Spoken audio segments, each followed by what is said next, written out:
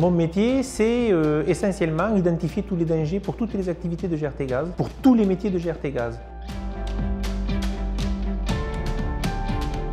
Il faut que l'on contrôle évidemment le respect de nos règles internes, le port des EPI, le respect du carnet de prescription au personnel. Pour certains métiers, il y a des modes opératoires plus particuliers, par exemple les soudeurs. On observe le comportement, on essaye d'identifier les comportements à risque, expliquer aux personnes par l'échange et par un petit peu de pédagogie comment on fait pour changer les comportements et appréhender les risques et changer ce comportement de manière à être plus sûr dans la durée. Évidemment, au travers de tous ces échanges, on découvre des gens qu'on n'aurait jamais découverts sans cela. C'est extrêmement enrichissant et riche de vivre ça tous les jours.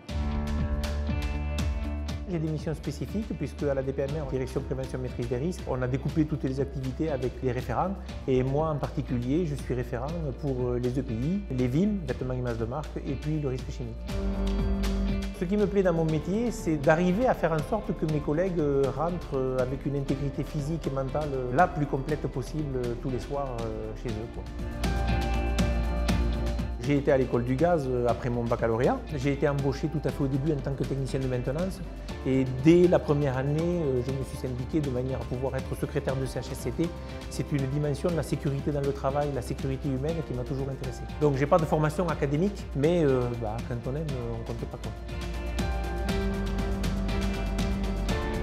Pour réussir dans un métier de coordinateur QSE, il faut absolument avoir suffisamment de bienveillance envers les collègues, de la rigueur, de l'écoute, être très ouvert d'esprit. Avec ce petit cocktail, en général, on réussit bien.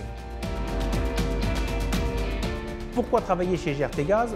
De mon point de vue, GRT Gaz c'est une entreprise qui a une histoire, elle est née juste après la guerre et elle est arrivée jusqu'à aujourd'hui où on commence à réfléchir à des applications futures de la consommation du gaz dans l'activité humaine. On est en pleine transition énergétique et GRT Gaz est en pleine dans cette histoire-là.